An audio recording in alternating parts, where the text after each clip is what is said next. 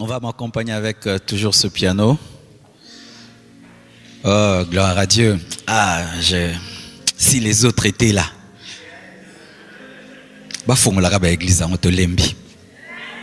En français, quand on ouvre les églises, nous en avons marre de prêcher que devant des caméras. Nous voulons voir nos frères et nos sœurs et les bénir. Et gloire soit rendue à Dieu. C'est déjà pour ce samedi. Déjà, nous allons commencer avec les 30 matins du 15 août au 13 septembre de 6h à 8h. Et si nous sommes débordés, peut-être de 6h à 7h et puis de 7h30 à 8h30. On verra. Aujourd'hui, je vais parler de quelque chose de très très simple. Dieu m'a pas donné un message compliqué, mais très très important. Comment arriver à pardonner? Comment arriver à pardonner?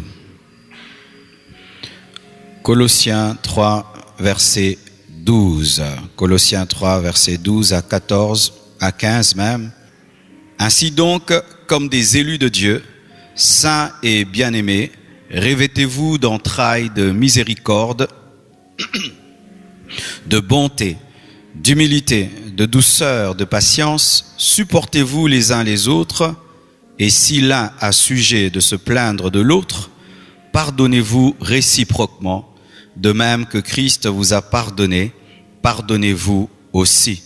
Mais par-dessus toutes ces choses, revêtez-vous de la charité, qui est le lien de la perfection.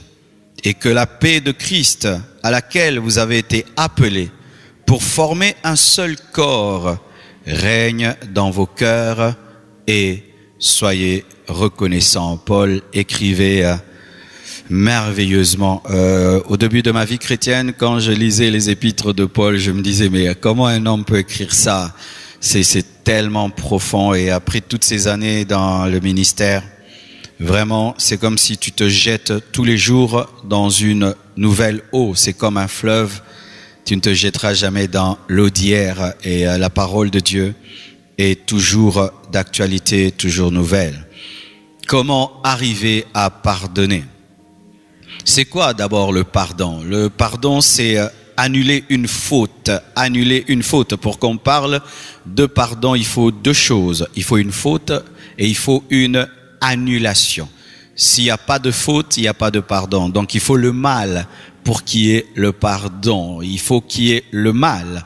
Il faut qu'il y ait une offense pour qu'on parle de pardon. Si jamais personne ne t'a offensé dans ta vie, tu ne sauras jamais que tu as la capacité de pardonner. Et si jamais on t'a vraiment, réellement blessé dans la vie, tu ne sais pas si tu peux pardonner parce qu'il faut une faute, il faut une offense pour qu'il y ait pardon. Mais pas seulement une offense, il faut aussi l'annulation de l'offense. L'offense est réellement faite, mais il y a annulation de l'offense. Le pardon, c'est aussi refuser. C'est un refus de se venger. Donc le pardon n'est pas seulement une émotion. Le pardon est une action. C'est une action et une non-action. C'est-à-dire refuser de faire ce qu'on doit faire naturellement. C'est un refus de se venger lorsqu'on a été offensé. Refus de se venger parce que dans la nature de l'homme, le mal doit être payé par le mal, œil pour œil, dent pour dent, la loi du talion. Mais Dieu nous demande de ne pas nous venger, n'est pas plutôt pardonner, c'est refuser de se venger. Tu as la capacité de te venger, la force de te venger. Tu peux te venger très très très bien, mais tu ne le fais pas. Tu as pardonné. Dire qu'on a pardonné et en se vengeant, ce n'est pas le pardon. Le pardon n'est pas que verbal. Je t'ai pardonné. Le pardon est une action, car il est possible de pardonner avec les lèvres, mais dans les actions, on n'a pas pardonné. Et il est aussi possible de pardonner avec les lèvres, mais n'est pas pardonner avec les émotions. C'est pourquoi encore, le pardon, c'est c'est effacer tout mauvais sentiment à l'égard de l'offenseur. Ce n'est pas seulement ne pas se venger, parce qu'il y a certaines personnes qui ne se vengent pas, mais qui haïssent, qui ne rendent pas physiquement le mal pour le mal, mais qui haïssent. Donc dans le pardon, il y a l'annulation de la faute, il y a le refus de se venger, mais il y a aussi l'effacement de toute aigreur, l'effacement de tout mauvais sentiment envers l'offenseur. C'est aussi, c'est aussi la capacité d'oublier une offense subie, la capacité d'oublier, parce qu'il y a des niveaux de pardon où même tu ne te souviens plus qu'on t'a fait le mal. On doit même te rappeler, mais tu sais, tel jour, tel t'a fait ça, tel t'a fait ça. Oh, je ne m'en souviens plus. C'est pas faire semblant, réellement, ou tu oublies, tu dois même faire un effort de te remémorer le mal qu'on t'a fait. Tu as oublié, effacé. Et ça même, c'est la dimension de Dieu qui oublie nos fautes. Et Dieu peut t'amener à cette dimension où tu arrives à réellement oublier le mal qu'on t'a fait. On doit te rappeler, même quand on te rappelle, tu ne ressens plus rien, aucun désir de vengeance, aucun ressentiment. C'est ça, pardonner, c'est ça le pardon. Alléluia. Et alors, mes frères et sœurs, quand faut-il pardonner et comment? Quand faut-il pardonner et comment pardonner? Dis à ton voisin, quand faut-il pardonner et comment pardonner? Je suis en train de m'exercer à prêcher une grande foule. Dis à ton voisin, quand faut-il pardonner et comment pardonner? Alléluia. Luc 17, versets 3 à 5 nous dit: prenez garde à vous-même. Si ton frère a péché, reprends-le. Et s'il se repent, pardonne-lui. Et s'il a péché contre toi 7 fois dans un jour, et que 7 fois il revienne à toi, disant je me repens, tu lui pardonneras. Les apôtres dirent au Seigneur, augmente-nous la foi. Alléluia. Quand Jésus a parlé du pardon, qu'il faut toujours pardonner, 7 fois dans une journée, et toujours pardonner, et ils ont dit non, c'est trop. Augmente seulement la foi parce que c'est difficile. Alléluia. Et moi je me dis, mais où est la place de la foi là? Amen. Il devait dire, augmente-nous l'amour. Ils ont dit non, même la foi, augmente-la. Parce que c'est trop nous demander. Alléluia. Quand faut-il pardonner et comment faut-il pardonner? Il faut tout pardonner. Il faut tout pardonner. On ne pardonne pas certaines choses et pas d'autres. Il faut tout pardonner. Le chiffre qui est utilisé dans ce verset est très très très important. Jésus utilise le chiffre 7 deux fois. 7 deux fois. Donc il faut pardonner tout et tout le temps. La perfection. Il faut un pardon total et parfait. Il n'y a pas des fautes, d'offenses que tu ne puisses pardonner. Tu ne peux pas dire, si quelqu'un me parle mal, je peux pardonner, mais s'il me touche, je ne pardonne pas. Si quelqu'un touche à ma personnalité, ça je ne pardonne pas. Je pardonne tout sauf ça. La Bible te dit 7, le chiffre de la perfection. Il faut pardonner toutes les offenses en parole, en action, toutes les offenses. Et quand faut-il pardonner? Tout le temps. Jésus a dit 7 fois dans une journée, donc le matin et puis mettons après-midi, la nuit, même à 0 heure, il faut tout pardonner et tout le temps pardonner. Il n'y a pas un jour de pardon, il n'y a pas un jour d'amour, il n'y a pas un jour où on pardonne et un autre jour on ne pardonne pas. Beaucoup de chrétiens pardonnent le dimanche. Je vais aller à l'église et donc je dois pardonner. Je dois prendre la Sainte Seine et là je pardonne.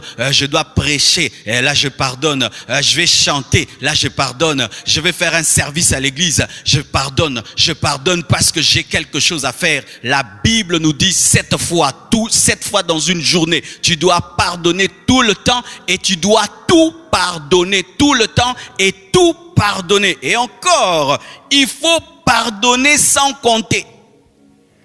Si tu veux compter, si tu te te mets à compter combien de fois tu as pardonné, mon frère, tu vas te lasser. Si Jésus-Christ a utilisé le chiffre 7 et il dit que 7 fois dans une journée, une personne te fait le mal, c'est pour dire ne compte pas. C'est-à-dire, sois prêt à pardonner tout le temps et ne compte pas. Ne compte pas. Il faut pardonner sans compter. Ne rappelez jamais aux hommes combien de fois vous leur avez pardonné. Déjà, le fait de rappeler combien de fois tu as pardonné, donc tu n'as pas pardonné. Je répète, le fait de rappeler combien de fois tu as pardonné révèle que tu n'as pas pardonné. Je ne sais pas combien de fois j'ai pardonné à ma femme, combien de fois elle m'a pardonné. Je ne sais pas combien de fois j'ai pardonné à mes enfants et combien de fois mes enfants m'ont pardonné. Je ne sais même pas combien de fois j'ai pardonné au caméraman de cette église. Je ne sais pas. Alléluia.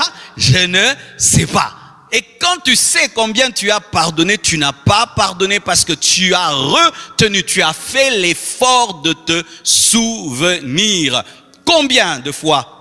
Sans compter. Il faut tout pardonner. Il faut pardonner en tout temps. Même, écoutez cette précision, même si l'offenseur n'a pas présenté des excuses. Je répète, même si celui qui t'a offensé n'a pas demandé pardon. On ne pardonne pas parce qu'on nous demande pardon, mais on pardonne parce qu'il faut pardonner. Or, je ne lui pardonne pas parce qu'il s'est pas excusé. Il s'est pas humilié. C'est pourquoi je ne lui pardonne pas. Est-ce que tu t'es humilié pour que Jésus-Christ meure à la croix? Tu ne t'es pas humilié, mais Dieu t'a donné son Fils unique qui est mort à la croix alors que les hommes ne le cherchaient pas. Mais toi, pour pardonner, il faudrait qu'on s'humilie. Si la personne ne fait pas pénitence devant toi, si la personne ne vient pas vers toi en pleurant, tu ne pardonnes pas, tu n'es pas biblique, tu n'es pas dans la parole de Dieu. On ne pardonne pas seulement lorsqu'on te demande, qu'on te demande pardon ou pas, tu dois pardonner. Et encore, on pardonne même quand l'offenseur n'a pas changé. Même si celui qui t'a fait du mal n'a pas changé. On dit 7 fois dans une journée, tu vois. Tu pardonnes la première fois. Et l'offenseur demande pardon, mais il ne change pas. Il te blesse 2 fois, 3 fois, 7 fois. Donc, perfection du mal même, et tu dois pardonner. On ne pardonne pas lorsque les gens changent. On ne pardonne pas parce qu'ils ont présenté des excuses. Tu dois pardonner même si on ne te présente pas des excuses, et tu dois pardonner même si l'offenseur n'a pas demandé pardon. Jésus a dit, Père, pardonne-leur car ils ne savent pas ce qu'ils font, et personne n'avait demandé pardon. Alléluia. Personne n'avait demandé pardon. Ceux qui crucifiaient Jésus n'avaient pas présenté des excuses, mais Jésus a offert le pardon à des personnes qui n'étaient pas transformées, à des personnes qui n'avaient pas changé et qui n'avaient pas demandé son pardon. Alléluia.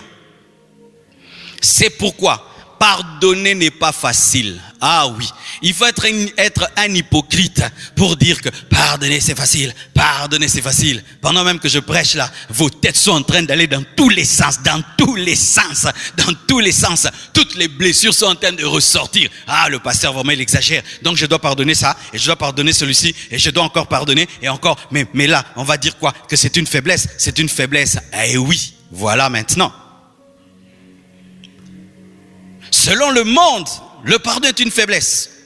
Lorsque j'étais un païen et qu'on avait un ami qui pardonnait tout le temps, pour nous c'était un faible. Regarde ce faible là, il va encore pardonner. Regarde, il va encore pardonner. Un homme qui pardonne à sa femme, on dit regarde cet homme faible, il pardonne les bêtises de sa femme. Une femme qui pardonne l'infidélité de son mari, regarde cette femme bête comme elle est, elle a encore pardonné. Un père qui pardonne les offenses de ses enfants, et regarde, il n'est même pas autoritaire. Lorsque dans une relation tu es celui qui pardonne, lorsque dans une relation tu es celui qui fait le premier pas, lorsque dans une relation tu es celui qui t'humilie, qui oublie, on dit c'est lui le faible. Regardez le faible. C'est ça, selon le monde, le pardon est une faiblesse. C'est une faiblesse. Un homme fort, c'est un homme qui vit dans la haine. Un homme fort, c'est un homme qui se venge. Un homme qui est fort, c'est celui qui peut se venger pendant des années et qui peut même te faire le mal au double de ce que tu lui as fait. On dit ça, c'est un homme fort. Ça, c'est selon le monde, selon le diable. Si Dieu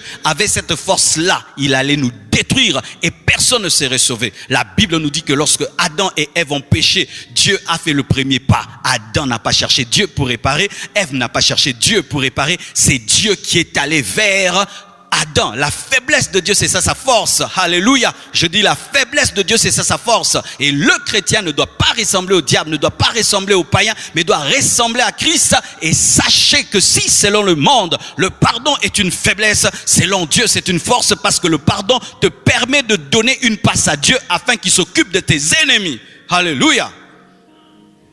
Selon le monde, pardonner, c'est de l'hypocrisie. Lorsque quelqu'un dit « j'ai pardonné », on dit « menteur, j'ai oublié, menteur ». Toi, tu veux nous dire quoi? Que tu as oublié ce mal qu'on t'a fait là? Tu veux dire que tu ne ressens plus rien? C'est ça le monde. Tu veux dire que vraiment, toi, tu as pardonné. Ah, mais cet homme-là, il a pardonné des lèvres, dans son cœur, il y a toujours la haine. Pourquoi? Ils se disent « mais moi, si j'ai la haine, quand on me fait le mal, c'est sûr que lui aussi, il en a. Moi, je n'oublie jamais. Donc lui aussi n'oublie jamais. » Vous savez, les hommes qui vivent dans la haine et dans la rancune pensent que tout le monde les ressemble. Mais il y a des hommes différents, il y a des femmes différentes qui sont capables d'aimer et de pardonner. Ces personnes existent et je prie que Dieu engendre au travers de ce message des multitudes d'hommes et de femmes qui ont cette dimension de pardonner et d'oublier. Alléluia. Le monde appelle le pardon faiblesse, hypocrisie. Et ce qui est vrai, nous devons l'admettre, c'est difficile et même impossible à un païen de pardonner véritablement. C'est difficile pour un chrétien charnel, un bébé spirituel, de pardonner véritablement. C'est pourquoi même nous avons des problèmes dans les églises. Pourquoi ces déchirements dans les églises? Pourquoi ces déchirements dans les départements des églises? Pourquoi ces déchirements même dans les couples des enfants de Dieu? C'est parce que la plupart sont des chrétiens charnels qui ne savent pas pardonner. Et vous savez, les couples des chrétiens charnels sont remplis de haine et de vengeance. Les églises des chrétiens charnels sont remplies de haine et de vengeance.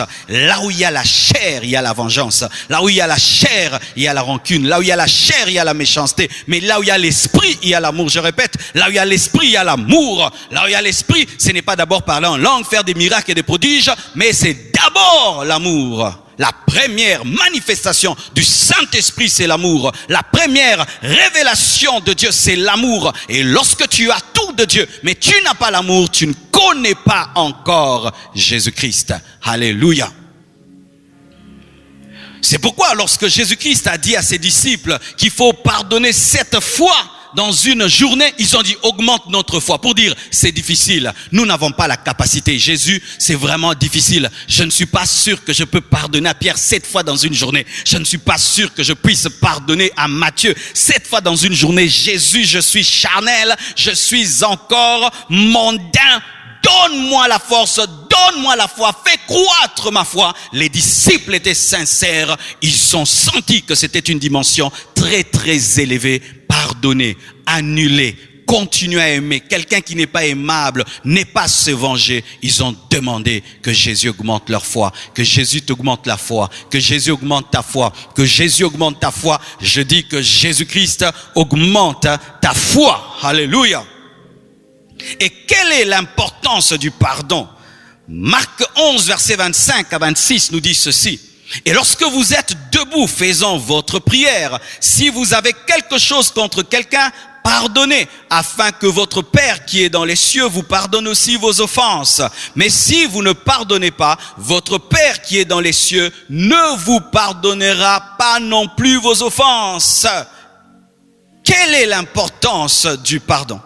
Le pardon nous libère de la haine. Le pardon nous libère des démons et de la malédiction. Le pardon nous donne la paix avec nous-mêmes et avec les autres. Le pardon nous rend heureux. Le pardon diminue le nombre de nos ennemis. Et surtout, le pardon nous réconcilie avec Dieu. Pardonne-nous nos offenses comme nous pardonnons à ceux qui nous ont offensés. Donc, quand je pardonne, j'ai accès au pardon de Dieu. Quand je donne mon pardon humain, j'ai accès au pardon divin. Quand je donne mon pardon, je reçois le pardon de Dieu qui est parfait. Le pardon te donne la paix. Le pardon te donne la joie.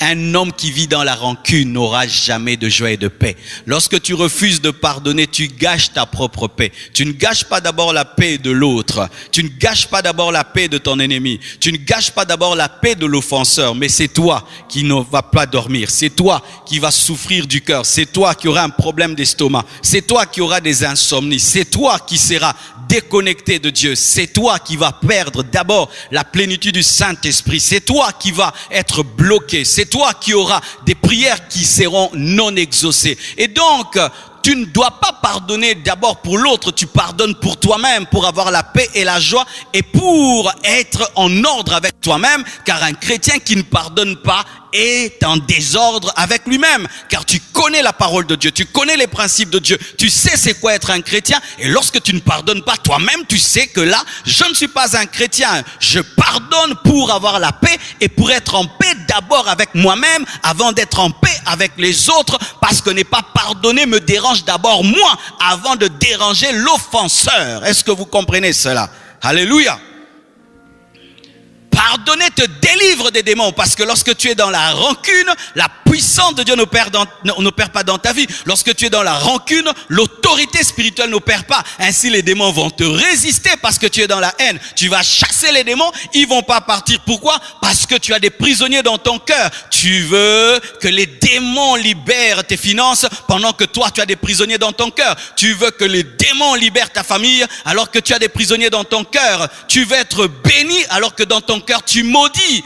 L'importance du pardon, c'est que le pardon te permet d'accéder à la bénédiction divine. Le pardon te permet d'accéder au pardon de Dieu et te permet d'accéder à l'autorité de Dieu et aussi à avoir un ciel qui est ouvert sur ta tête.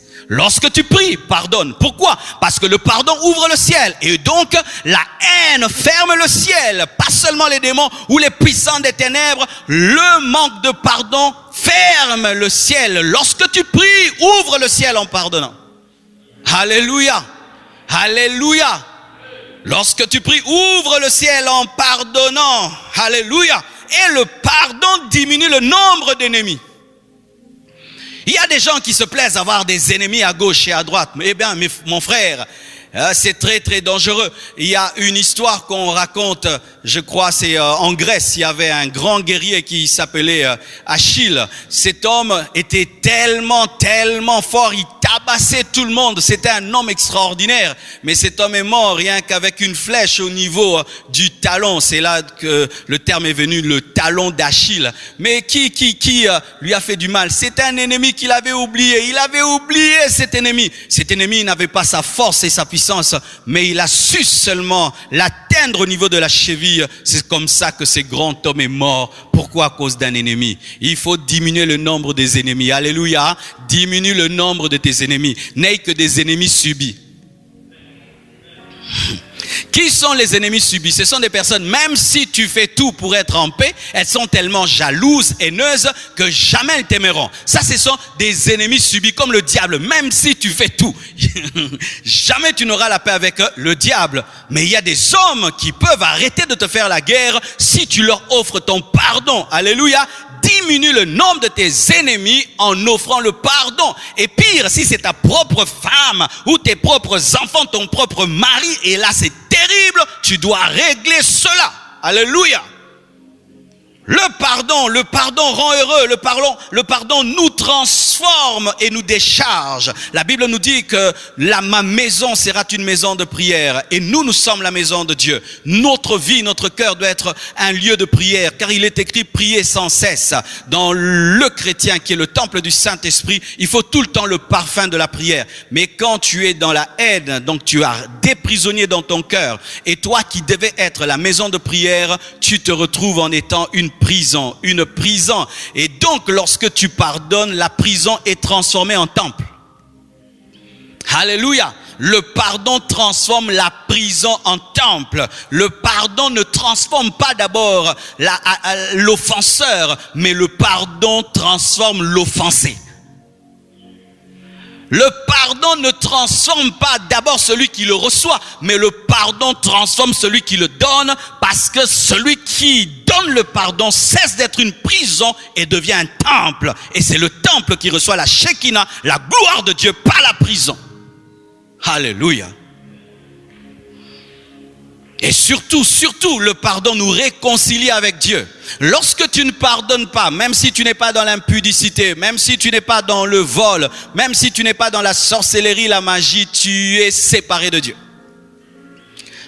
Lorsque tu ne pardonnes pas, même si tu n'es pas sorcier, tu es séparé de Dieu parce que tu as de la haine pour une créature de Dieu. Tu as de la haine pour un homme que Dieu a créé à son image, à sa ressemblance.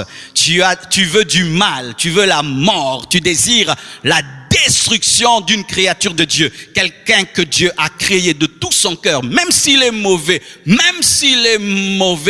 il t'a fait du mal, ça demeure une créature de Dieu. Et ainsi, lorsque tu es dans la haine, ainsi quand tu es dans la rancune, tu es séparé de Dieu. Et tout le temps que tu prends à être séparé de Dieu, le diable peut te détruire, t'anéantir, bloquer ta destinée, te séparer de Dieu pour toujours et t'empêcher d'être enlevé. Un chrétien qui demeure dans la haine ne sera pas enlevé. Le jour de l'enlèvement, les chrétiens remplis de haine, de rancune et ayant des hommes dans leur cœur rateront l'enlèvement. Tu m'entends?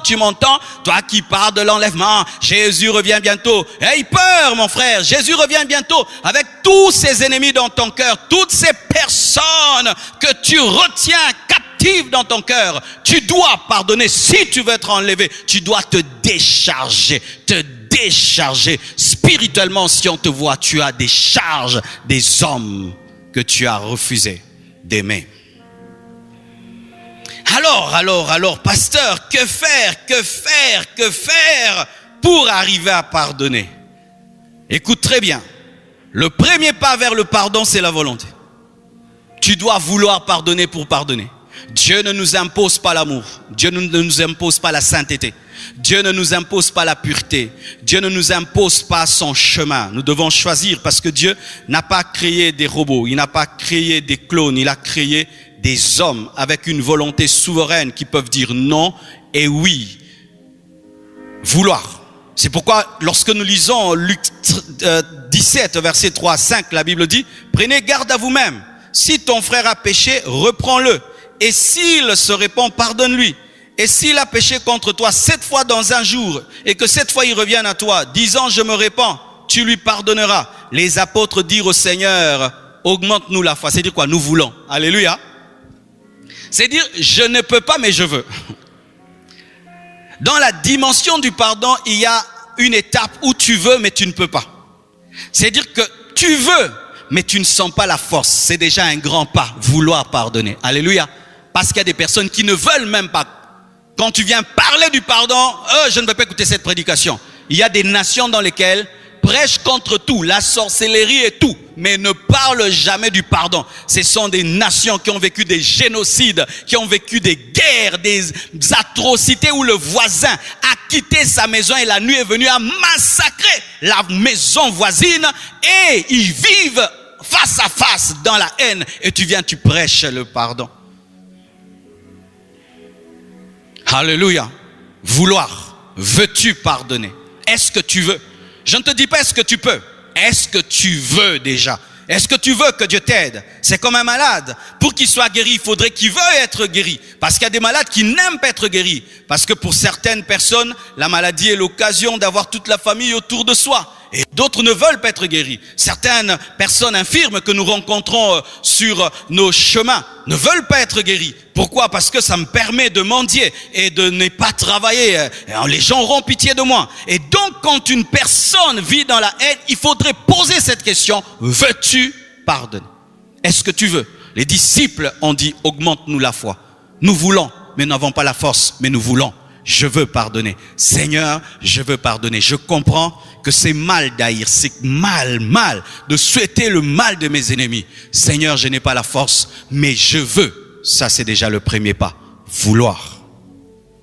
Le deuxième secret pour arriver à pardonner, tu dois être conscient de tes imperfections. C'est bizarre, pasteur, mais c'est l'autre qui est imparfait. Comment pour pardonner, je dois être conscient de mes imperfections? C'est l'autre qui m'a fait du mal. Comment je dois être conscient de mes fautes pour pardonner? Mais c'est l'autre qui m'a offensé. Comment je dois être conscient de mes offenses pour pardonner? Mais oui, c'est un principe de Dieu. Les voies de Dieu sont extraordinaires, tellement différentes de nos voies. Lorsque tu veux pardonner une offense, tu ne dois pas te concentrer sur l'offense de l'autre, mais te concentrer sur tes offenses. Ça va diminuer ta colère. Ça va diminuer tes exigences. Ça va diminuer ton orgueil spirituel. Car souvent, nous nous comportons comme ceux qui veulent enlever une paille dans l'œil de l'autre tout en ayant une poutre. Alléluia. Frère, sœur, toi qui es dans la haine, voici ce que tu dois faire. Regarde-toi. Tu as des défauts aussi. Toi aussi, tu as déjà fait le mal. Regarde toutes tes imperfections. Alors, combien de fois depuis que tu existes, Dieu t'a pardonné? Et pas seulement Dieu, les hommes t'ont pardonné. Et maintenant, c'est ton tour aussi de pardonner. Et tu deviens tellement exigeant, alors qu'un jour, toi aussi, tu as commis une grosse erreur et on t'a offert le pardon. Chaque fois que tu veux tomber dans la haine, regarde-toi. Tu es un imparfait. Tu es un imparfait et tu n'es pas digne d'haïr ni de te venger parce que tu es imparfait. Nous ne pardonnons pas parce que nous nous regardons mal comme si nous étions parfaits. Et tu peux me dire, oh oui, mais moi je fais du mal à personne. Ok, on enlève les hommes et adieu. Et adieu. Et adieu. Dans tes pensées, tu ne pèches jamais. Dans tes émotions, tu ne pèches jamais. Si tu es parfait, lève ton doigt. Tiens-toi là et lève-toi. Oh Seigneur, moi j'ai le droit de condamner parce que je n'ai jamais fait le mal. Personne ne peut lever le doigt. Même pas Moïse, Élie, Paul, Pierre, Matthieu. Personne ne peut se tenir devant Dieu et dire qu'il est parfait. Nous sommes tous des imparfaits. Si le Dieu parfait pardonne, les hommes imparfaits doivent pardonner. Un jour, je me souviens, j'avais un problème avec un aîné dans la foi. Et puis, je lui ai présenté mes excuses. J'ai aimé sa phrase, il a dit, nous tous, nous péchons. Pasteur, que Dieu nous pardonne. Il n'a même pas dit, pasteur, je te pardonne. Il dit, que Dieu nous pardonne. Parce que nous tous, nous péchons. Une bonne manière de réfléchir. Tu dois être conscient de tes imperfections. Tu dois te souvenir de toutes les fois où le Seigneur t'a pardonné. Et de toutes les fois où les hommes t'ont pardonné. Marc 11, verset 26 nous dit, mais si vous ne pardonnez pas, votre Père qui est dans les cieux ne vous pardonnera pas non plus vos offenses. C'est-à-dire quoi? Lorsque tu es face à l'offense de l'autre, Dieu te présente tes offenses.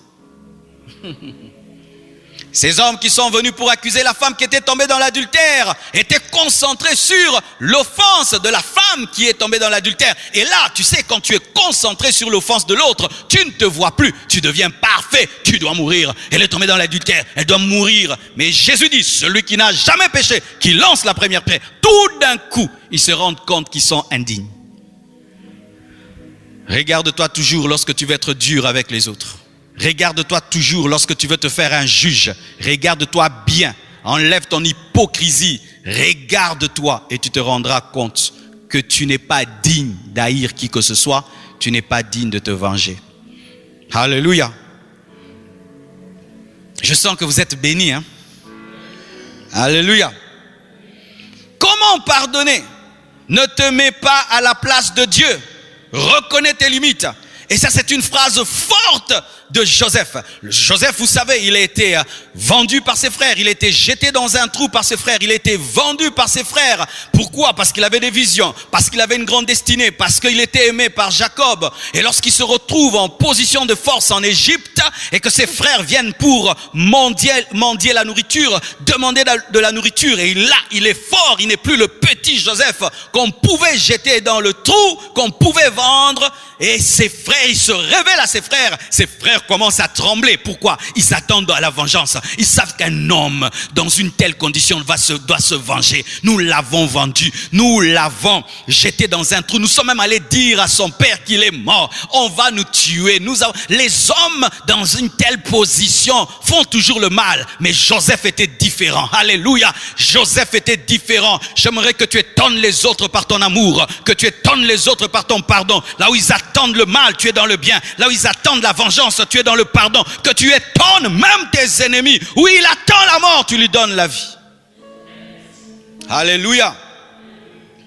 Et écoutez maintenant cette phrase lorsqu'ils sont en train de trembler devant Joseph. Genèse 50, verset 19. La Bible dit, Joseph leur dit, soyez sans crainte, car suis-je à la place de Dieu? Waouh! Soyez sans crainte, car suis-je à la place de Dieu? C'est-à-dire, moi, je ne vais pas me venger. Vous avez été mauvais. Vous avez été méchants. Mais je ne suis pas Dieu pour vous venger. Je ne suis pas Dieu pour vous tuer. Je ne suis pas à la place de Dieu. Je ne suis qu'un homme. Même si je suis devenu ministre, je ne suis qu'un homme. Même si je suis en position de force, je ne suis qu'un homme. Même si vous êtes sous mon pouvoir, je ne suis qu'un homme. Un homme ne se venge pas. Un homme ne rend jamais le mal par le mal. Ce n'est pas ta dimension. C'est la dimension de Dieu. C'est Dieu qui envoie en enfer. C'est Dieu qui châtie. C'est Dieu qui maudit. Lorsque l'homme se venge, il touche à la dimension de Dieu. Il vole le rôle de Dieu. Ainsi, Dieu va te frapper alors que tu es un ennemi. Tu auras deux ennemis, ton ennemi et Dieu. Pourquoi? Parce que tu as touché au rôle de Dieu. Et c'est vrai, mes frères. Un militaire, plutôt un voleur, vient chez toi. Il entre dans ta maison. Et qu'est-ce que toi tu fais? Tu prends, tu le tues. Tu fais le rôle de la police. Tu iras aussi en prison, même si tu as volé. Vrai ou faux? Tu es en train de rouler. Tout d'un coup, il y a un embouteillage. Et quelqu'un gratte ta voiture. Du coup, tu prends cette personne. Tu la mets dans ta voiture et tu l'amènes chez toi et tu fais une prison chez toi. Qu'est-ce que le gouvernement va dire? Monsieur, même si on a gratté ta voiture, ce n'est pas ton rôle. Pareil aussi, même si quelqu'un a gratté ta vie, ce n'est pas ton rôle. Même si quelqu'un a gratté ta vie, ta destinée, ce n'est pas ton rôle. Laisse Dieu te venger. Laisse Dieu juger. Et je te dis, lorsqu'il le fait parfaitement bien. Il le fait très très bien. Alléluia. Reconnais tes limites. Chaque fois que la colère veut t'amener à te comporter comme Dieu, dis non, je suis un homme. Je ne peux pas rendre le mal pour le mal. Je ne peux pas me venger. C'est à Dieu la rétribution. C'est à lui la vengeance. À moi le pardon. À lui la colère. À lui la vengeance. Pourquoi? Dieu a le droit de se fâcher parce qu'il est parfait. Dieu a le droit de se venger parce que même quand il se venge dans l'amour. Mais toi, si tu te venges, tu vas perdre l'amour. Mais Dieu peut se venger sans perdre l'amour. Toi, si tu te venges, tu vas perdre la sagesse. Mais Dieu se venge dans la sagesse. Ce n'est pas ton domaine. Ce n'est pas ton domaine. Chaque fois que tu te venges, tu le feras mal parce que tu n'es pas habilité. Tu ne maîtrises pas ça. Tu es comme quelqu'un qui n'a pas maîtrisé la chirurgie, mais tu veux opérer un cerveau. Tu vas faire mal. Ne le fais jamais. Accepte qu'on dise que tu es faible, que tu es bête. C'est dans ta bêtise et ta faiblesse que sera ta force et ta puissance. Ah, je sens que je dis des choses, hein? Alléluia. Encore un autre secret. Il faut voir le diable derrière la personne qui te blesse. Pourquoi? Parce que le diable, tu as la permission de le haïr.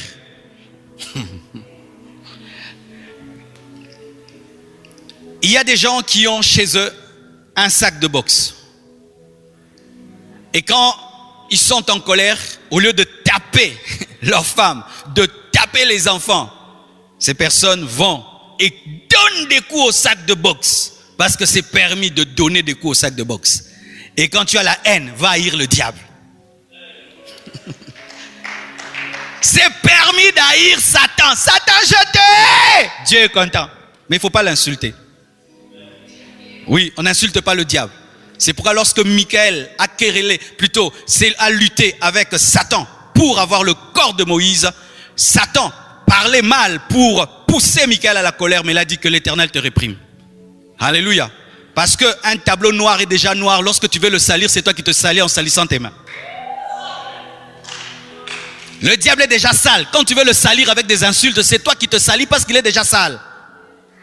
On n'insulte pas Satan. Pas parce que Dieu aime Satan et il faut l'aimer. Non, parce que tu salis ta bouche. Alléluia. Matthieu 16, versets 22 à 23, la Bible dit, Pierre, l'ayant pris à part, il a pris Jésus, se mit à le reprendre. Quelle impolitesse. Pierre était très impoli avant de recevoir le Saint-Esprit. Vous savez ça? Et dit à Dieu, ne plaise Seigneur, cela n'arrivera pas. Il a contredit Jésus. Mais Jésus, se retournant, dit à Pierre, arrière de moi Satan. Il n'a pas voulu haïr Pierre. Et il a vu le diable derrière Pierre. Lorsque quelqu'un te fait le mal, dis, ce n'est pas toi, c'est Satan. Au nom de Jésus-Christ, je chasse le diable qui est derrière toi. Ça va t'empêcher d'haïr. Et quand je vous prêche, je sais ce que je dis, mes frères. Vous savez, lorsque je servais Dieu dans l'anonymat, je n'avais pas tous ces problèmes. Mais il y a des gens qui se sont levés de par le monde pour te faire du mal. Et c'est mon secret. J'ai dit, c'est Satan qui veut détruire mon ministère. C'est Satan qui veut me distraire. C'est Satan. C'est Satan. Comme ça, j'évite d'haïr les hommes. J'haïs le diable qui est derrière ces hommes. Et je prends autorité sur le diable. Ainsi, je peux séparer l'instrument et celui qui l'utilise. Lorsqu'un homme te fait le mal, vois le diable, dis arrière de moi Satan, pas arrière de moi Pierre, parce que tu as besoin de Pierre le jour de la Pentecôte pour qu'il reçoive le Saint-Esprit qui prêche l'évangile. Arrière de moi Satan, mais bienvenue à toi Pierre. Alléluia. De sorte que lorsque même Pierre a renié Jésus, Jésus lui a pardonné. Car lorsqu'il est ressuscité, qu'est-ce qu'il a dit? Allez dire à mes frères et à Pierre que je le précède en Galilée. Il a pardonné même le reniement de Pierre. C'est ainsi qu'il a récupéré Pierre pour l'utiliser. Et cet homme était prêt à mourir pour lui. Oui, lorsque tu pardonnes un homme, il t'aimera et il sera prêt à mourir pour toi.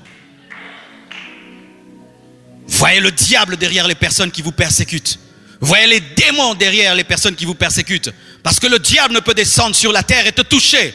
Lorsqu'il veut te toucher, il va chercher un homme qui va te toucher à sa place. Lorsqu'il veut te blesser, il va pousser un homme à t'insulter, à te calomnier, à te diffamer. Lorsqu'il veut te décourager, il va pousser un homme à te décourager. Pourquoi? C'est un esprit. Il a besoin des corps. Il ne faut pas haïr les instruments. Il faut haïr celui qui les utilise. Ne t'attaque pas à la marionnette. Attaque-toi au marionnettiste.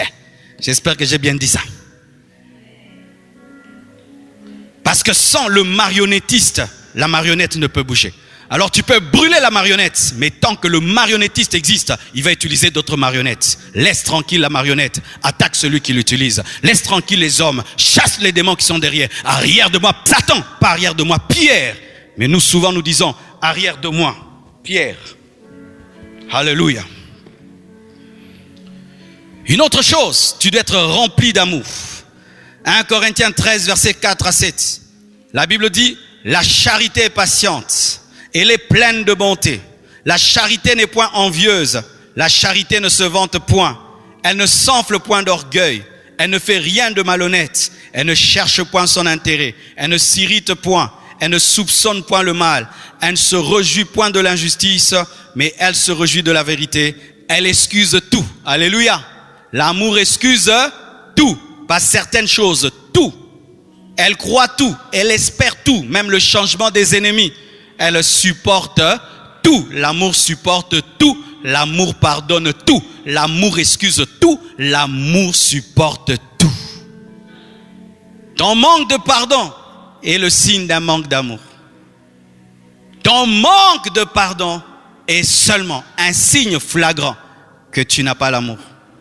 Tu ne peux pas dire que tu aimes quelqu'un et à la fois tu es incapable de lui pardonner.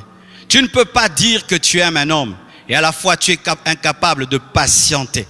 Tu ne peux pas dire que tu aimes un homme et à la fois tu dis que tu es incapable de le supporter. Si tu aimes, tu dois supporter. Si tu aimes, tu dois pardonner. Pardonner, c'est excuser. C'est plutôt aimer, c'est pardonner. Aimer, c'est supporter. Alléluia. Je t'aime, mais je ne te supporte plus. Tu es un menteur.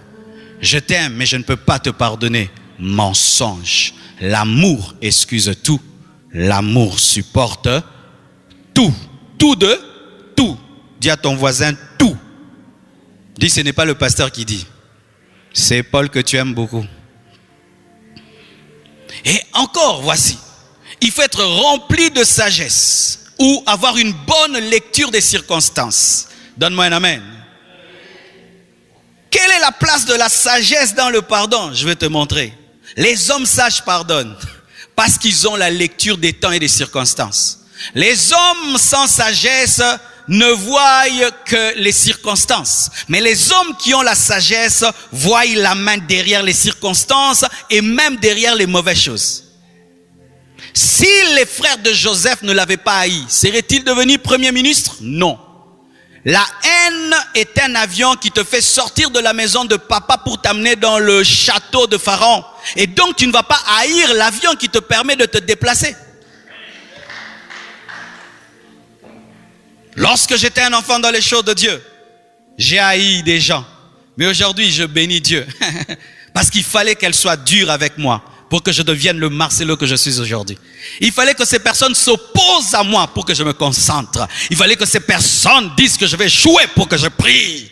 Il fallait que ces personnes souhaitent mon malheur pour que je sache que je n'ai pas droit à l'erreur. Et vous savez même, toutes les choses qui arrivent ces derniers temps, j'ai compris que c'est pour mon bien. Ça m'aide à être concentré. Tu sais que parce que quand Dieu t'élève, il est en train de te bénir, tu risques de tomber dans la distraction. Il faut un peu des épines pour te réveiller. Que Dieu vous bénisse pour vos épines. Hein? Vous m'avez réveillé. Ah, c'est très important. C'est pourquoi lorsque Paul avait une grande révélation de la parole, il y avait un ange de Satan qui le soufflétait afin qu'il ne s'enorgueillisse pas. Et il y a des hommes qui sont seulement là pour te souffleter afin que tu ne t'enorgueillisses pas. Lorsque tu trouves que tu es terrible, tu entends, on t'insulte. Et tu deviens humble. Et Dieu est avec toi. Ce sont des gardiens de l'onction. Ah, je vous dis la vérité. Est-ce que tu vas haïr quelqu'un qui te permet de garder l'onction? Est-ce que tu vas haïr le couteau qui te donne la forme? Est-ce que tu vas haïr la marmite qui te prépare? Est-ce que tu vas haïr le four qui te donne la forme? Non. Est-ce que Jésus peut haïr la croix? Est-ce qu'il peut haïr celui qui l'a crucifié? Car si tu n'es pas crucifié, comment on va t'appeler roi des rois, seigneur des seigneurs? Comment tu vas recevoir le nom qui est élevé au-dessus de tout autre nom? Est-ce que tu vas haïr Judas?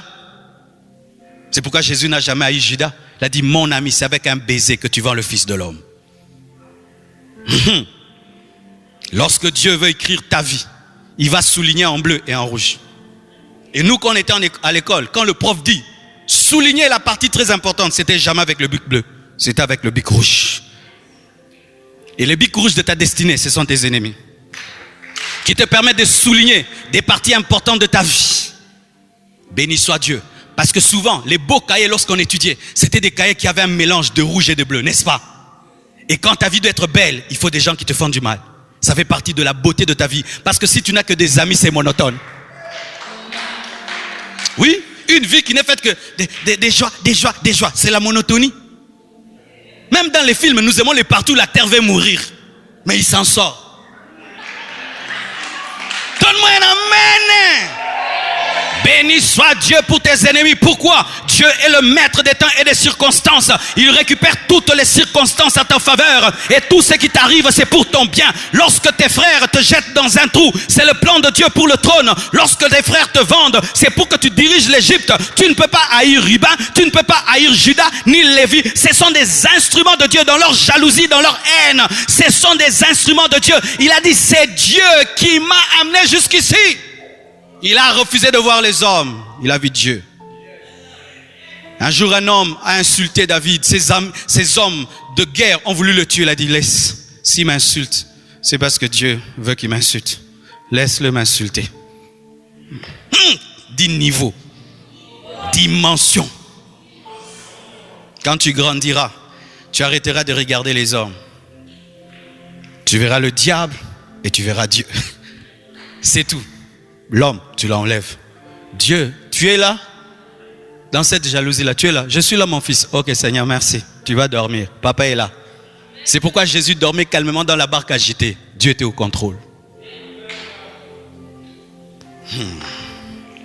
Oh, gloire à Dieu. Il faut que j'écrive un livre sur ça. N'est-ce pas? Oh, maman Magali, on écrit un livre sur ça. La Bible dit ceci dans Genèse 50, verset 20. Vous aviez médité de me faire du mal, vous les hommes.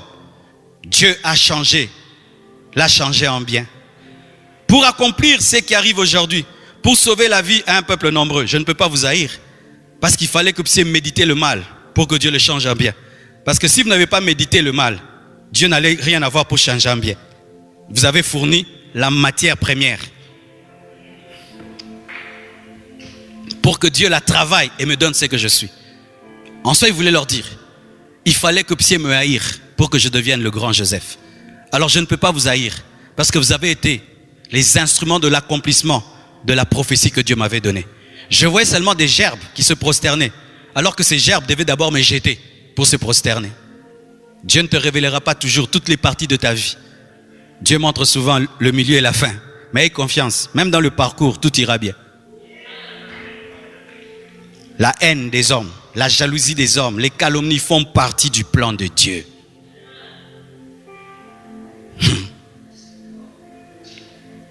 Lorsque Marie donnait naissance à Jésus, est-ce qu'elle pouvait imaginer qu'il allait finir crucifié? Mais il y avait quelqu'un qui s'est préparé à le crucifier pour que la prophétie donnée à Marie s'accomplisse, que lui sera le sauveur. Mais dans le plan, il y avait une croix. Mais Marie ne savait pas jusqu'à ce qu'elle se trouve devant la croix et son fils en train de mourir pour sauver les hommes. Mais ça faisait partie du plan. Dieu n'était pas étonné lorsqu'on crucifiait Jésus, mais Marie était blessée. Pendant que tu as mal, Dieu savait.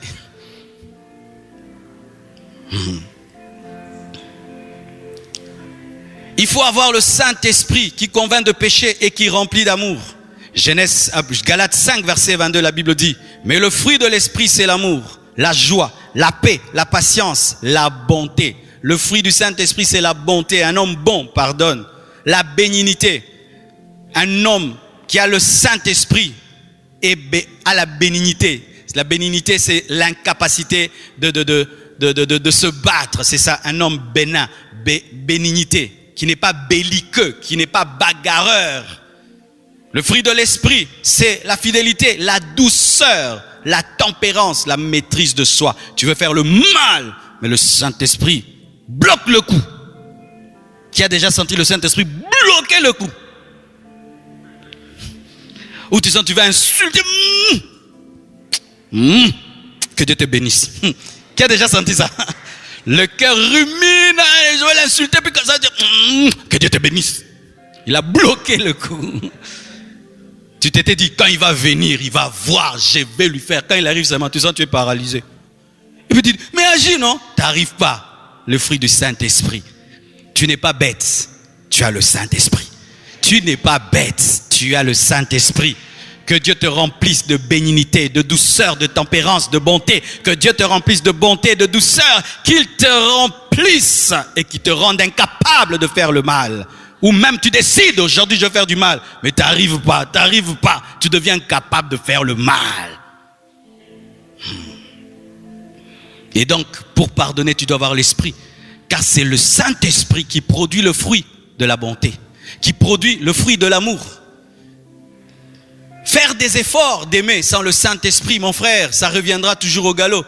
C'est quand nous sommes capables de pardonner pendant une semaine. Mais après, tu dis non, c'était une erreur. Tu vas voir. Vous connaissez ça? Tu pardonnes et puis quand tu rentres, tu te dis je me suis trompé, puis tu reviens. C'était un pardon qui était venu de toi. Le naturel est revenu au galop. Mais le pardon qui vient du Saint-Esprit est permanent. Et tu ne regrettes pas d'avoir pardonné. Rechercher le pardon en dehors du Saint-Esprit, c'est un léopard qui cherche à enlever ses taches sans aller auprès de Dieu. Le naturel reviendra toujours au galop. Tu regretteras d'avoir pardonné. Tu vas te dire, mais vraiment, comment j'ai pu ne pas saisir cette occasion de faire aussi du mal? Mais quand ça vient du Saint-Esprit, c'est profond. Laisse-toi remplir du Saint-Esprit. Communie avec le Saint-Esprit. Parle au Saint-Esprit. Fais du Saint-Esprit ton ami. Et tu vas commencer à lui ressembler. On te fera le mal. Et tu sens que tu pardonnes facilement. On te blessera. Et tu sens que tu pardonnes facilement. Tu recherches même la colère dedans. Ça ne vient pas. Tu recherches vraiment. Tu n'arrives pas. Tu es mal à l'aise quand tu n'aimes pas. Tu es mal à l'aise quand tu ne pardonnes pas.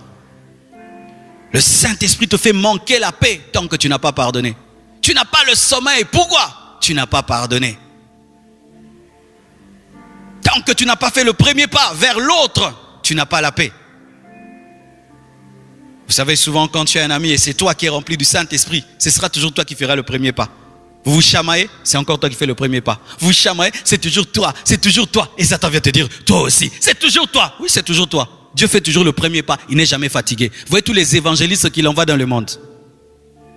Mais c'est lui le roi, c'est lui le Seigneur. La grandeur, c'est faire le premier pas.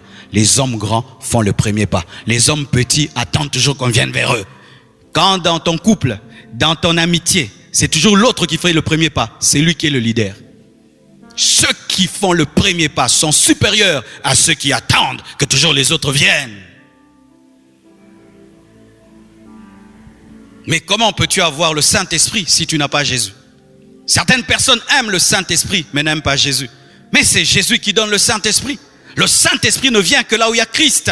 Il faut avoir Christ pour avoir le Saint-Esprit. Et donc, mes frères, il faut seulement être un bon chrétien pour avoir le Saint-Esprit. Et si tu as le Saint-Esprit, tu as l'amour. Et si tu as l'amour, tu as le pardon.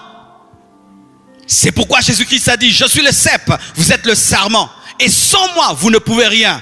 Tu ne peux porter le fruit du pardon sans Jésus. En dehors de Christ, tu ne porteras jamais de fruit. Cher chrétien, sois chrétien au vrai sens du terme et tu vas remarquer une chose. Le Saint-Esprit te donnera l'amour. L'amour qui permet de pardonner. Je vois des païens qui veulent pardonner. Païen, tu ne sauras jamais pardonner. Tu pardonneras un tout petit peu. Tu pardonneras certaines choses. Tu pardonneras en certains moments. Mais le pardon parfait, tu ne peux le recevoir ou le manifester que si tu as le cep. Et pour que tu aies le cep, tu dois être connecté à lui par la foi. C'est alors que vous voyez un méchant donner sa vie à Jésus-Christ et devient doux comme Paul. Regardez ce Paul qui pouvait tuer, prendre des hommes pour aller persécuter l'église. Mais c'est lui-même qui demain est persécuté. On le met même dans un panier. Le grand Paul, secours, on le met dans un panier. Pourquoi? Il a reçu Jésus. Toi, tu dis que tu es chrétien? Tu es toujours un caïd? Non. Jésus diminue les épaules. J'avais un ami. C'était un grand maître de karaté. Quand j'étais païen, je suis allé assister à l'un de ses combats. On les appelait en ces temps-là à Kinshasa les Mokomboso. Vous connaissez, hein? Devant moi, j'ai vu cet homme monter même à 2 mètres de haut, tourner dans les airs et retomber comme dans les films. J'ai dit, waouh! Après des années, il s'est converti. Un jour, on est à l'église, on voit maître tel entrer. Torse bombé, musclé, il a un coup comme ça. Frère Dominique. Et on avait peur de lui. Mais il était devenu doux. Dominique, tu l'envoies, il part. Mais costaud. Viens, il vient. Dominique. Tu sens qu'il peut vous taper, vous tous, même les pasteurs. Mais on l'envoyait, on l'envoyait, on l'envoyait. Il était humble. Et il n'avait même pas besoin de dire qu'il avait changé. On avait senti que l'animal qui était en lui était mort. Mais un jour, Dominique a commis l'erreur. Il a commencé à baisser dans sa foi. Il a commencé à se déconnecter du cep. Il a commencé à se déconnecter du cep. Et il était chargé à l'église d'aller louer les baffles. Et un jour, il est allé louer les baffles. Et le monsieur devait lui donner les baffles pour le culte. Et il dit, je suis arrivé, je suis venu, est-ce que tu peux me donner les baffles? Et le monsieur lui répond très mal. Et il dit, je te donne pas, fais ce que tu veux. Ce jour-là, l'ancien Dominique est revenu. Il a pris ce gars, il a tourné comme une poupée. La tête en bas, les pieds en haut. Et il lui a arraché ses chaussures.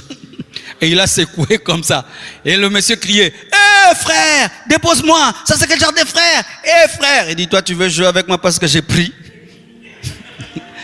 Et Dominique, on l'a accusé. Dominique s'est battu, pasteur, Dominique s'est battu.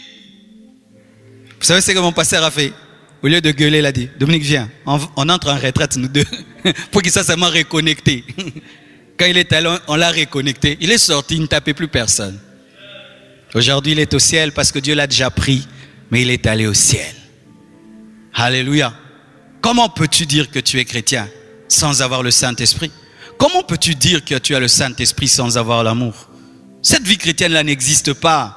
C'est pourquoi beaucoup de gens disent être chrétiens, mais vous allez finir en enfer et vous allez rater l'enlèvement. Comment tu peux être chrétien, mais tu n'arrives pas à aimer? Tu n'arrives pas à pardonner comme un païen. Tu as plein de haine dans ton cœur. Un cœur mauvais, mauvais, mauvais. On sait même que tu es mauvais. Tu dois aller pleurer et rechercher le vrai Jésus. Rechercher le vrai Jésus. Le vrai Jésus, quand il entre dans ta vie, il ne vient jamais seul. Il vient avec le Saint-Esprit. Et le Saint-Esprit ne vient jamais seul. Il vient avec l'amour. Et l'amour ne vient jamais seul. L'amour vient toujours avec le pardon. Alléluia. Et voici un exercice. Celui qui m'a appris ça, c'est un grand pasteur qui est en Corée. Prier et bénir ses ennemis. Si tu vas arriver à pardonner, apprends à prier, à bénir tes ennemis. Luc 23, verset 33, la Bible dit, lorsqu'ils furent arrivés au lieu appelé Crâne, ils le crucifièrent là, ainsi que les deux malfaiteurs, l'un à la droite et l'autre à gauche. Jésus dit, Père, pardonne-leur, car ils ne savent pas ce qu'ils font. Ils se partagèrent ses vêtements en tirant au sort. Jésus est à la croix, en train de souffrir. Des clous dans les deux mains, des clous au niveau des pieds, une couronne d'épines, un dos lacéré par le fouet, en train de perdre le sang. Et qu'est-ce qu'il dit? Père, pardonne-leur, car ils ne savent pas ce qu'ils font. Non, ils savaient ce qu'ils faisaient. Ce n'étaient pas des bébés. Ils savaient qu'ils tuaient un homme. Ils savaient qu'ils tuaient un homme. Mais Jésus dit, Père, pardonne. Jésus était en train de bénir ses ennemis. La Bible dit, bénissez vos ennemis, ne les maudissez pas. Bénissez. La première option d'un chrétien, ce n'est pas maudire, mais c'est bénir. Le chrétien bénit tout le temps et il maudit exceptionnellement lorsque le Saint-Esprit lui en donne l'ordre. C'est alors que le même Paul qui a dit bénissez, ne maudissez pas, un jour il a maudit un homme qui est devenu aveugle. C'était une exception.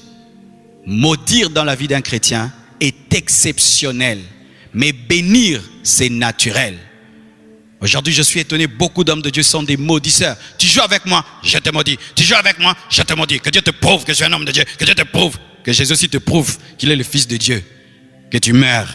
Vous voyez ça? C'est facile hein, pour les autres. Que Dieu te prouve, que Dieu te prouve. Toi aussi quand tu pêches, que Dieu te prouve. On maudit seulement quand Dieu te dit, je veux démontrer à cet homme mon jugement. Alors maudis-le. Là tu le maudis. Mais si Dieu ne te le dit pas clairement, bénis. Jésus était en train de bénir qui? Ceux qui tuaient le Fils de Dieu. L'homme sans péché. L'homme sans péché. L'homme sans péché. L'homme qui a le droit de maudire, de mourir en maudissant. Toi, maudit. Toi, tu me crucifies. Je te maudis. Toi, maudit. Toi, maudit, maudit. Tu veux toucher mes pieds? Maudit. Que tes pieds aussi soient paralytiques. Tu veux toucher ma main? Que ta main sèche. Jésus est mort comme ça. Jésus est mort comme ça. Tu veux toucher tu touches quoi? Tu touches la tête du roi des rois. La tête du roi des rois. Tu manges quoi? Des épines. Que des épines viennent de ta vie. Que des épines. Jésus a fait ça. Tu m'as troué le côté. Je te dis, toi aussi, tu vas avoir des problèmes dans tes poumons. Jésus a fait ça. Mais il avait le droit de faire tout ça. Mais toi, il suffit qu'on te fasse le mal. Que Dieu te montre. Que Dieu te prouve. Que moi, je suis un enfant de Dieu. Que Dieu te montre que je suis un oint de Dieu. Vous savez, moi, ce que j'ai fait au pasteur avant de me convertir. Si Dieu exauçait leurs prières, je ne serais pas pasteur. Moi, j'allais dans les églises, draguer les femmes, les sœurs. Quand j'étais païen, je mettais des baffles contre les églises et je mettais la musique du monde. Et certains pasteurs même me maudissaient. Heureusement que Dieu a eu pitié de moi. Et certains pasteurs qui me maudissaient aujourd'hui, je les aide dans le ministère. Je paye leur loyer. Alors tu vois, ils étaient en train de maudire les loyers.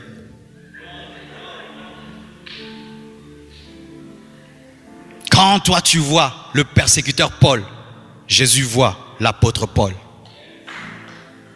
Quand toi tu vois la prostituée, Jésus voit l'évangéliste. Quand toi tu vois le possédé de Gadara, Dieu voit l'évangéliste. Quand tu vois Pierre qui renie, Dieu voit l'apôtre. Dieu peut voir au travers de la laideur d'un caractère le futur d'un homme transformé. Celui qui a crucifié a fini par dire, celui-ci est réellement le Fils de Dieu. Il était en train de mourir, même pour ceux qui le crucifiaient. Les mains qu'ils étaient en train de percer étaient en train de les guérir. La couronne d'épines qu'ils étaient en train de placer sur sa tête, c'était que pour eux ait la gloire. Il était en train de donner sa vie pour les gens qui le tuaient. C'est être chrétien.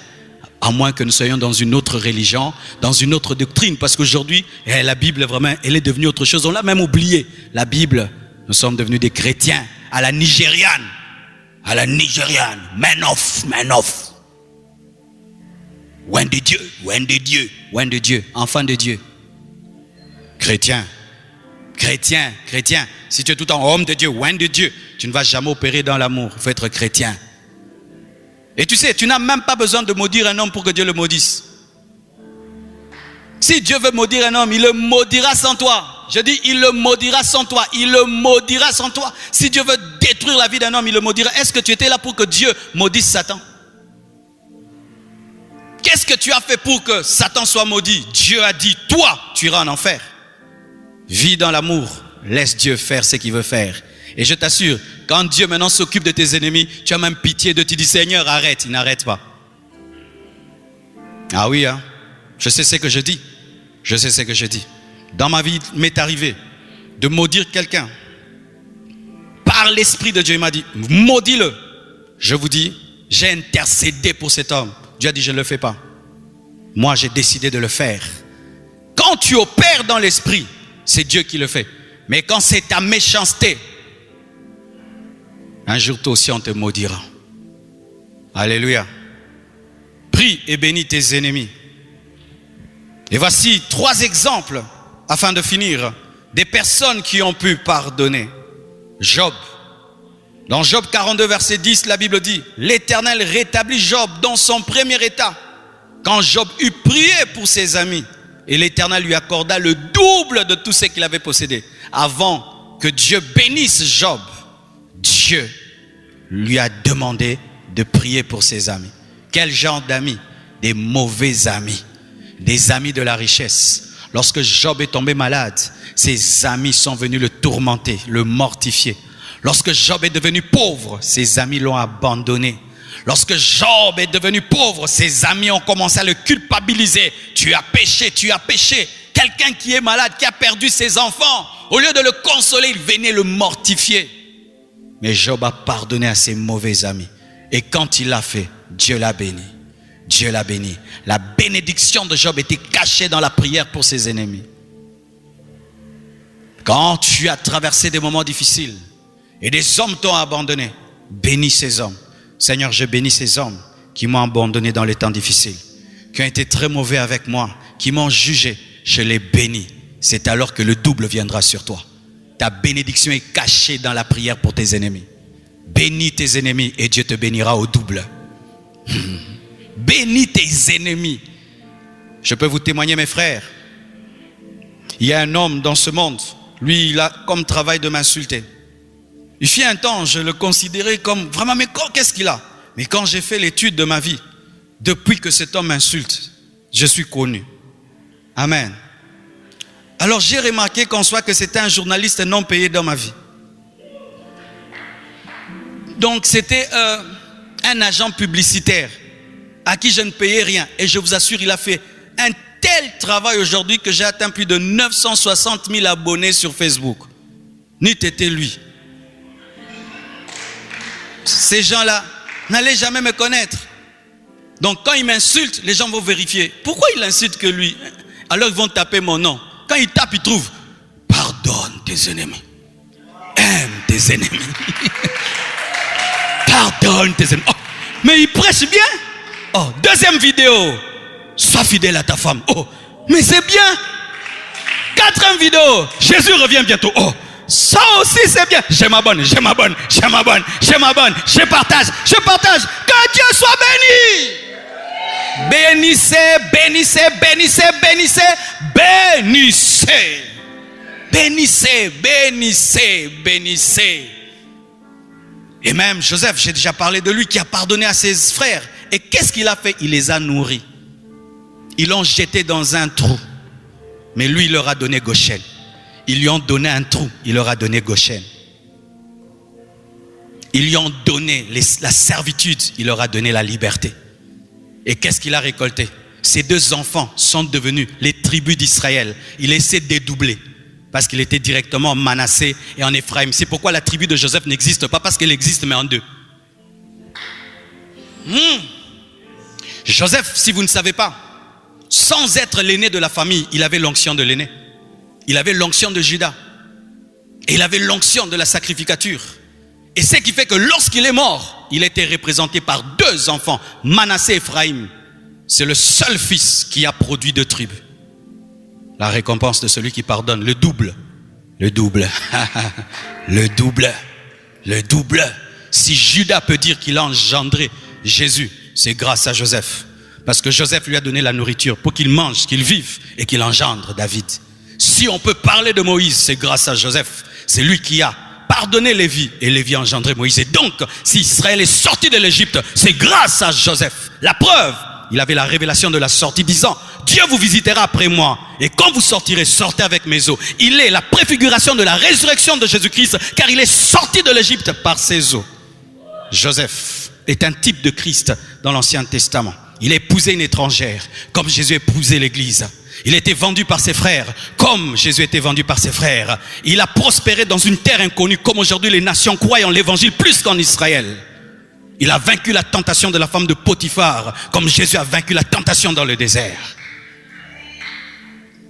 Il est sorti de la prison pour aller au trône, comme Jésus-Christ, après la résurrection, est assis à la droite de Dieu le Père. Le pardon fait de toi la manifestation de Christ parmi les hommes. Quand les autres vivent dans la haine, toi tu es dans l'amour. Et c'est toi qui es chrétien. Alléluia.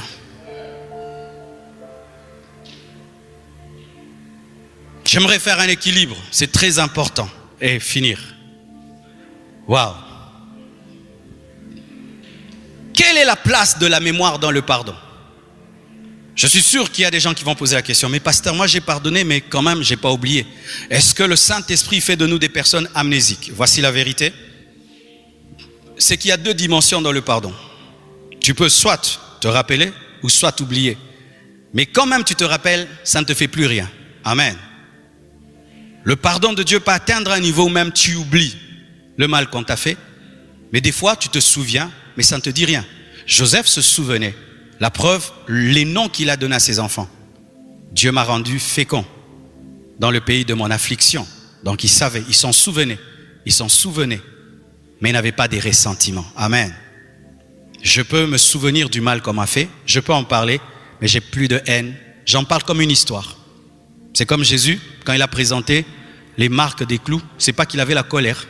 Il se souvenait seulement qu'on l'a crucifié, mais n'avait pas la haine. Te rappeler, ce n'est pas que tu n'as pas pardonné, parce que tu as une mémoire. Nous ne devenons pas amnésiques.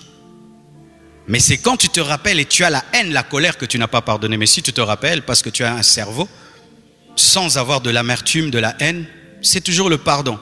Mais il y a des niveaux aussi où vraiment tu oublies. Tu oublies. Vous savez qu'il y a des parties de ma vie que j'ai oubliées. Des parties de ma vie que j'ai oubliées. Dieu a enlevé ça. Tellement qu'il a guéri ton cœur, tu ne t'en souviens plus. Encore un autre équilibre. La place de la confiance et de la prudence dans le pardon. La place de la confiance et de la prudence dans le pardon. Qu'est-ce que je veux dire? Est-ce que si je pardonne, je dois redonner automatiquement confiance à la personne qui m'a fait du mal? Est-ce que les personnes qui, après avoir pardonné, s'éloignent, font mal? Voici. Lorsque tu pardonnes, il y a 2 choses ou 3 choses qui arrivent. Tu peux offrir ton pardon et tu restaures la personne dans sa position près de toi. Mais des fois, tu peux pardonner à la personne, mais tu dois l'éprouver, pas dans l'amour, mais dans la confiance. Si elle est encore digne de ta confiance, mais toi, tu as pardonné. Mais des fois, tu peux pardonner, tu te sépares seulement de la personne. Un exemple, il y avait la haine entre Ésaü et Jacob. Ils se sont retrouvés, ils se sont réconciliés. Mais lorsqu'Ésaü a demandé à Jacob de marcher avec lui, il a refusé. Parce que leurs destinées n'étaient pas les mêmes. Tu peux pardonner à quelqu'un, mais tu comprends que vous ne devez plus faire route ensemble. Mais même pendant que tu ne fais pas route avec lui, tu n'as pas la haine. Tu n'as pas la haine, mais tu sais que ma destinée me demande d'aller à gauche et sa destinée lui demande d'aller à droite. Et encore, tu peux pardonner à une personne, mais tu sens que tu ne peux plus lui confier les mêmes choses. Je donne un exemple. J'ai un travailleur. Je le surprends dans ma chambre en train de voler. Étant un chrétien, je vais lui pardonner. Mais est-ce que je vais encore le laisser laver ma chambre? Non. Je vais te pardonner. Mais le travail que je t'ai donné, je ne te le donnerai pas. Et s'il faut que je te le redonne, je vais t'éprouver. Tu vas faire le jardin pendant quelque temps. Tu vas travailler dehors et puis je veux voir si tu as changé. Mais le pardon, tu l'as. Mais le rôle, le travail, ça c'est autre chose. Alléluia. Le problème, c'est que souvent certaines personnes, en se séparant, haïssent. Non. Car des fois, Dieu veut seulement que Jacob n'ait pas de problème avec Ésaü, qui est la paix dans celui qui est Israël, mais il ne veut pas qu'il marche avec Ésaü. Est-ce que vous comprenez ça? Pardonner ne t'empêche pas d'être prudent. Des voleurs entrent chez toi, tu pardonnes, mais qu'est-ce que tu vas faire? Tu vas changer de serrure, n'est-ce pas? Tu vas changer les serrures. Certains mettent des alarmes. Ce n'est pas que tu n'as pas pardonné. Tu as pardonné, mais tu es prudent. Alléluia. Je te confie des choses. Tu les gères mal. Je te pardonne, mais je ne vais plus te les confier. Jusqu'à ce que je vois que tu as changé. Ce n'est plus la dimension du pardon, mais là maintenant c'est le service et le travail. Pourquoi je donne cet équilibre? Parce que beaucoup de chrétiens, vous avez des problèmes dans vos entreprises. Vous avez des problèmes avec ceux avec qui vous travaillez. Parce que vous pardonnez et vous mélangez le pardon avec les compétences. Je peux te pardonner, mais je comprends que tu es incompétent. Et tu ne peux pas faire ce travail. Je te donne un autre. Ce n'est pas en te donnant un autre que je ne t'ai pas pardonné, mais je te traite maintenant sur base de ta compétence. Amen. Mais il y a des personnes, quand elles demandent pardon, Dieu te demande même de les restaurer dans leurs compétences. Oui, il y en a aussi. Il y en a aussi. C'est comme le pardon que Pharaon a offert à les chansons. Les chansons, lorsqu'il est sorti de la prison, il était encore à sa place à côté du Pharaon. Alléluia. Avez-vous compris cet équilibre? Alléluia. Ainsi, voici, tu n'es pas obligé d'être l'ami de toutes les personnes à qui tu pardonnes.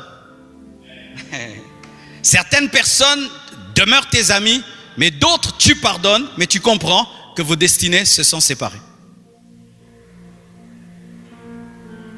Je te donne ma bouteille et puis je te surprends en train de mettre du poison dedans. Étant chrétien, je vais te pardonner. Mais est-ce qu'encore, tu me donneras de l'eau? Non, tu me donneras plus d'eau. Mais quand je te vois, je t'ai pardonné. Comprenez-vous ça? Amen. Mais le péché, c'est quoi? Certains chrétiens vont profiter, là encore, j'équilibre. Certains ils disent, je t'enlève de ma vie, tu l'as tué. Fais comme si je n'existe plus, tu l'as tué. Au dernier jour, vous savez, Dieu vous présentera des hommes que vous avez tués sans les abattre. Pour moi, il est comme il n'existe pas. S'il vient à gauche, tu vas à droite. Tu ne l'as pas pardonné. Comment tu sais que tu n'as pas pardonné lorsque la présence de l'autre te dérange? Quand tu as pardonné à quelqu'un, sa présence ne te dérange pas. Jacob pouvait encore rencontrer Ésaü, il est calme, il a arrangé. Alléluia. Mais quand la présence de l'autre te dérange et tu dois fuir pour être à l'aise, il y a un problème. Il y a un problème. Si tu te sépares selon Dieu d'une personne et tu as vraiment pardonné, lorsque vous vous rencontrez à nouveau, tu es dans la paix. C'est réglé dans ton cœur. Le Saint-Esprit a cicatrisé tes plaies. Amen. Jésus a dit, l'onction du Seigneur est sur moi parce qu'il m'a oint pour guérir les cœurs brisés. Et c'est là que j'aimerais terminer. Beaucoup de gens n'arrivent pas à pardonner parce que leurs blessures sont toujours béantes. Leurs plaies sont béantes. Alors tu vois, lorsqu'une personne a mal, elle est tellement concentrée sur elle qu'elle n'a pas le temps d'offrir l'amour. Est-ce que les blessures de ton âme sont guéries? Est-ce que tes blessures sont guéries? Quand tu touches ton âme, tu testes ton âme, tu sens des plaies? S'il y a encore des plaies, tu auras du mal à pardonner. Toutes les personnes auxquelles j'ai pardonné, il y a eu un processus dans ma vie. Dieu d'abord m'a attiré dans sa présence, il a guéri mes plaies et après quand je suis sorti, j'avais plus mal et je pouvais pardonner. Et voici mon secret que je fais. Lorsque j'ai une blessure, quelqu'un me fait le mal, du coup je vais me cacher en Dieu.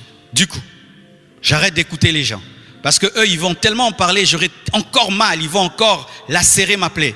Je vais loin des hommes. Je vais dans la présence de Dieu. Et quand je vais dans la présence de Dieu, je recherche qu'une chose, son amour, son amour, son amour, son amour. Et tu sais, quand les hommes t'insultent, ils disent tellement de mauvaises choses sur toi, mais le Créateur te dit, je t'aime, je t'aime, tu es mon enfant, tu es mon serviteur, j'ai un grand futur. avec toi, tu es guéri. Et quand tu te lèves, toutes les insultes et les méchancetés sont toutes petites par rapport au je t'aime de Dieu. La méchanceté de l'homme devient petite, mais petite. Tu sais pourquoi tu es blessé? Parce que tu n'entends pas Dieu te dire je t'aime.